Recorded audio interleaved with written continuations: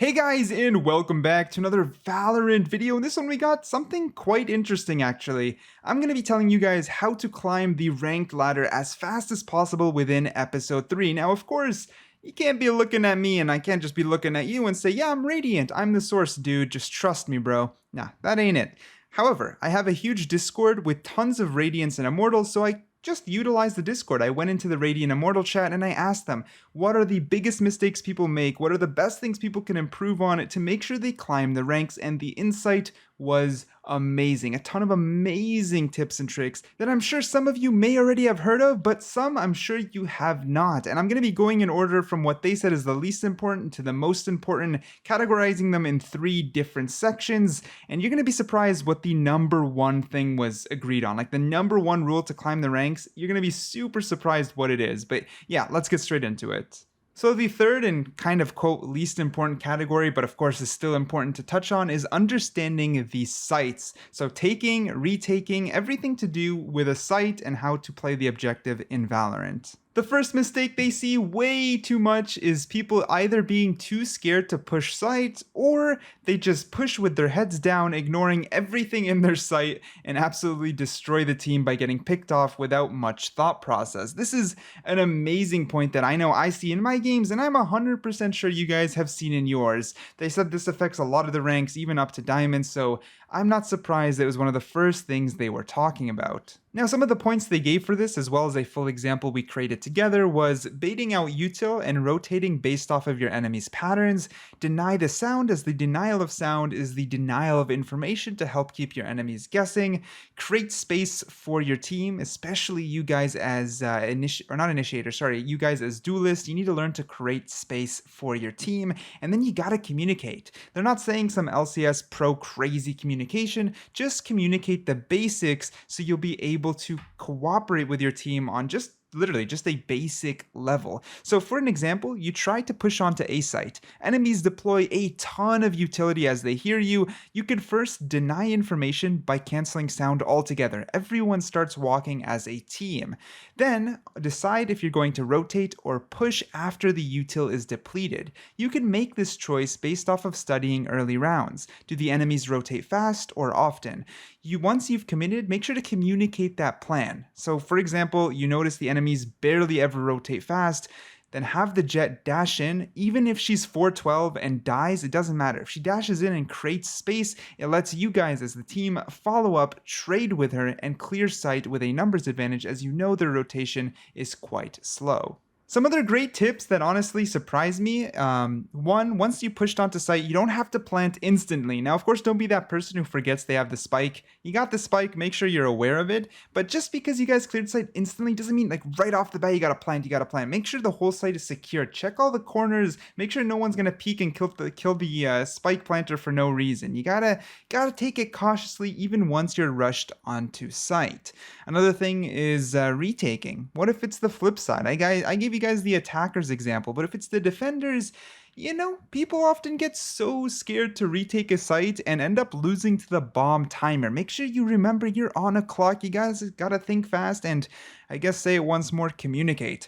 Best strategy is to first regroup with the team, isolate one or more angles. Hopefully you guys have a smoke left or some sort of ability, and then focus together. So you guys can swing peek and peek the same angle, come from the same position, but first smoke off an angle so you guys can focus together. So focus backside together, focus, let's pretend B main together, whatever it be, go in together. Another big thing is once you take that site, you're gonna have to deal with lineups, since it is basically the lineup meta. And the best way to deal with lineups is start diffusing and have someone push forward, since once the enemy hears the diffuse sound, they're going to try to set up their lineups, leaving them vulnerable, allowing the pushing teammate to hopefully secure the kill. Now moving on to the second category, we have game fundamental mistakes. Now something you're going to be realizing is a small number of these tips are maybe about aim or mechanics, but it's kind of funny. A lot of it is teamwork, right? Teamwork really do make the dream work, especially in Valorant. It is what it is. But let's talk about game fundamental mistakes regardless.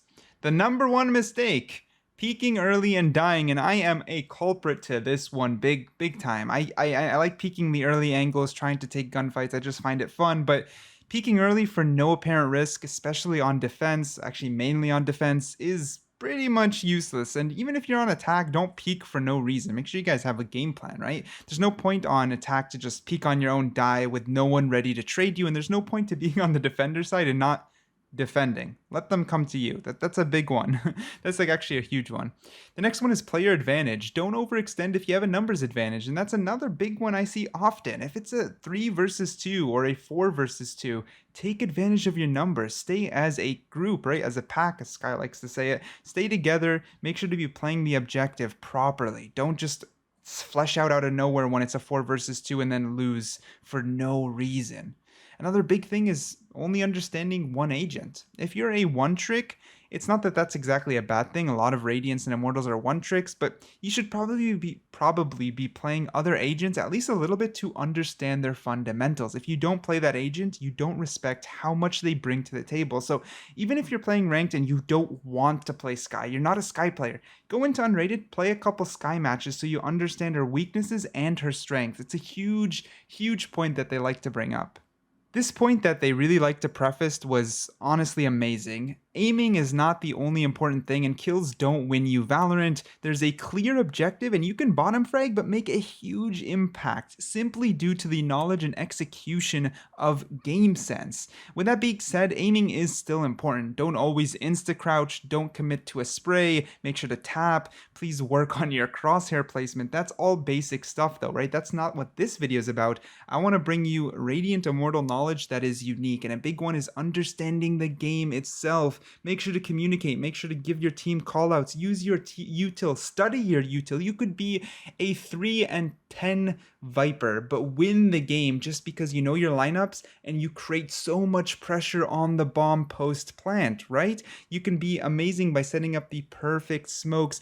Let's say you know someone's coming, you set up the smoke, you communicate where you saw the brimstone, for example, and that you smoked him off double doors on Breeze. You know what I mean? Like, that is huge. You can definitely be bottom fragger, but don't let it to demoralize you. Don't let it stop you from communicating. Don't make it let you feel bad. Like, you're still so valuable to the team, and that's super important. And honestly, that brings us to the number one subject. Out of the 3, this is the number one subject that people kept pushing. Every Immortal, every Radiant just was yelling this one. And the number one subject is mentality. Let's get into that. When it comes to the mentality tips, number 1 is don't enter the queue if you're tilted. If you just had a really bad game, a salty game, things happen. You died through smokes, you got shot in the head every time you flashed them, and you're not feeling good. Maybe someone on your team was toxic and it super tilted you. Don't queue up again. Take a deep breath, take a break. That's a big one that so many of them said. It's absolutely insane. Another one is don't rage or get mad. This one, okay, this is way easier said than done. Controlling your emotions is a very, very big one, but literally so many of them just said breaking your own team's mental is being negative to only yourself and secures the L. Like 100%. If you're just going in there already tilted, if you're going in there upset, or if you get mad and start taking it out on your team, you're securing the L. You demoralize everyone. No one wants to communicate to you. The minute you cut off communication, you guys have seen all the points before this, it becomes useless. Valorant is a team game, and if you lose your team, what does that leave you with? It's hopeless, right? That's why it's the number one tip. Working on yourself and your own mental state is huge. Now, they're not saying you have to be the nicest person ever. A lot of them did say if you can bring up the team morale, if you can be a super nice person, it helps, but they understand that's just each person has their own personality. But just even if you don't want to be super cheerful or nothing, no one's going to force you to, but don't get mad at your team. Take it easy. Keep making callouts. Be as tactical as possible, even if it's emotionless, and stick to the game. It gives you the best chance at winning. And isn't that what we all want? That's what you guys clicked this video for. You know what I mean? That's literally how it goes. And the last tip is focus on yourself. This one you probably have heard a million times before, but it's true. There's a reason actually a lot of the footage in my commentary games are my own footage. I record randomly and I use them. I clip the best moments, sure, for YouTube, but as I'm scrubbing, I see all the mistakes I make, and it's so helpful. You gotta realize what you did wrong. I like using NVIDIA highlights. If I die, I use NVIDIA highlights more when I die than when I get a kill. It's pretty funny because I want to see what happened, what mistakes did I make, and that is the best way to improve yourself because in the end, that's all you can control. you can only control yourself, right? You can't control your team. That's why getting mad at them is useless.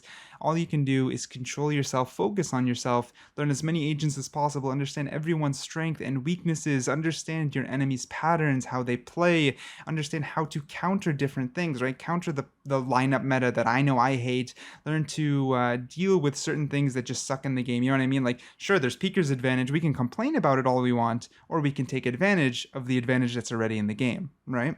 So yeah, all in all, these are the top tips I got from Immortals and Radiants, as well as mixed in with my own discussion. A lot of the way I relayed the information was based off of discussions I had with these ranks. And yeah, I think all in all, it's around 15 different tips categorized in 3 big groups. Let me know what you think about these educational based videos. The number one thing is, should I make more? Like I said, I can talk to Immortals, Radiants, I can bring them on into videos, I can have them give me more secret tips and tricks, I'm sure we can figure a lot of great things out, but it's just about, do you guys enjoy the educational based videos? Make sure to let me know in the comments down below. Thank you so much for watching. If you enjoyed, hit that like button, consider subscribing, join the Discord using the link down below, and check out our Patreon to support the channel, honestly. And I'll catch you guys in the next one.